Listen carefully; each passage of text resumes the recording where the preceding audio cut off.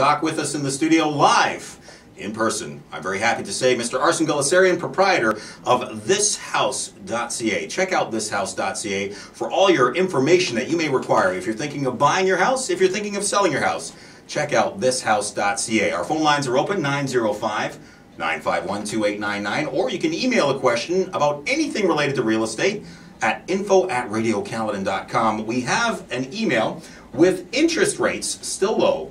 My husband and I are looking at buying an investment property. What advice can you give on buying a good rental property? I like that question. Actually, it's an excellent question. I believe in investment property personally. I would say almost 99% of all my clients, after they buy their initial property for them to live, I always talk about the option of in the future, as you have equity, is to buy investment property. The fact is real estate is 95% of the fortune made throughout the world on that. It is a consistent, steady income. It is unlike the stock market where it goes up and down. I know that there's some people who made a lot of money in the stock market, but at the end, I also know a lot of people lost a lot of money, especially in the last year and a half on the market. Real estate is a long-term investment for people. It's not a one-year investment. It's not a 6-month investment on that. I'm a firm believer that to buy a property and to rent it out and a long-term thing. With the interest rates being so low and you have a little bit of equity, I highly recommend you find a property in a good location. The property structure-wise is in good condition as far as windows, roofs, so furnace, air conditioning on that, because you don't want to take on any additional expenses on that. And what you want to do is rent out your property. At this situation too is have a professional realtor actually do the lease agreement to protect you. A lot of people don't know under the Tenancy Act, a tenant has more rights than a landlord in residential. And with the right clauses and conditions when you are to rent out a property, a realtor, you're protected as much as a tenant out there is. In commercials, the opposite. It's the exact opposite. It's the exact opposite, and that's why a commercial, landlord could just decide to kick you out and you're gone. But in residential, it's completely different, and it is important that you're protected. And people say, how much does it cost for me to, rent out? It's just 1 month's rent is basically the expense. But that 1 month's rent, what we do is a credit check, history check, reference check, employment check, criminal history check, everything that is involved with it. Listen, you're making an investment. It is so important to get the right tenant in there, and you as the homeowner have the right to refuse anyone on that. And if something doesn't add up, then I would say just walk away from the deal. And sometimes you could be fooled by someone comes in and shows a lot of money up front.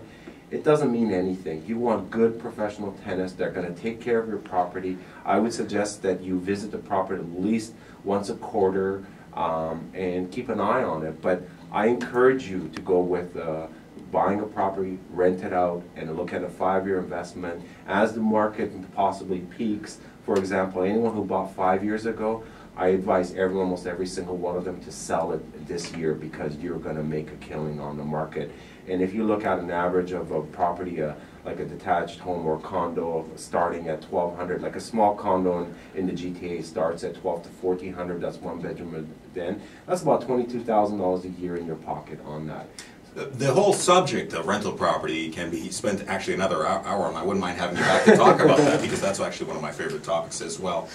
You touched upon the topic of comparing real estate to, say, the stock market. Now, I'm going to claim ignorance because I really don't know anything about the stock market, but what's really interesting in terms of your return for real estate, say for instance, and this is just for example's sake, it's not a reality-based example, but if you spend $10,000 on your down payment on acquiring a property and the property's worth is $100,000, now that doesn't exist anywhere near I live, I know that, but if that property goes up in value by say $25,000, your return on $10,000 is 250%, just on that basic mathematical proportion. Now, I'm not an expert, check with your accountant, let me stress that, I'm just giving a simple mathematical formula. So buying a property to rent out and allowing the equity to increase is a great way to increase your net worth. And that's, again, just my opinion. Check with your accountant and make sure you get expert advice before you make a move. But that's just a simple example. Definitely. I mean, historically it's been proven that I always tell clients when they're looking for investment property,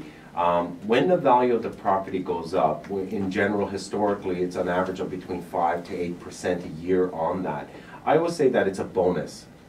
Focus on having someone else pay for your mortgage, and that's where you're making your money. If you have a property and you're renting, at $2,000 a month, you're looking at $28,000 a year approximately of income on that. And let the property be paid by someone else, and that's where you're making the money. And the bonus is at the same time, every year your value of your property goes up historically. If the market does go down for whatever reason, just don't sell. Keep it. Just keep it, maintain it, and hold on. Keep it. You got nothing to lose. There's a lot of people hit the panic button when there's a flux in the market. Last year, when we had a little hiccup in the market with the U.S. economy and the world economy, actually, a lot of people panic and they try to sell their property. Well, here's the thing then. A savvy investor will just roll in and pick up all the deals that are there. So Exactly. if you can weather the storm, if you have the intestinal fortitude to hang on, it's well worth it in the long haul. And speaking of savvy investors, if somebody is looking at buying an investment property to rent out, typically, my experience has suggested that they don't just use one realtor only. They use a number of realtors in different markets and the like. What are your thoughts if somebody calls you up and says, I'm looking at acquiring this rental property. Now, I work with other realtors in other areas. Yep. What would be your approach? Would you then just agree to a buyer agency for that one property that you're dealing with? Definitely, definitely.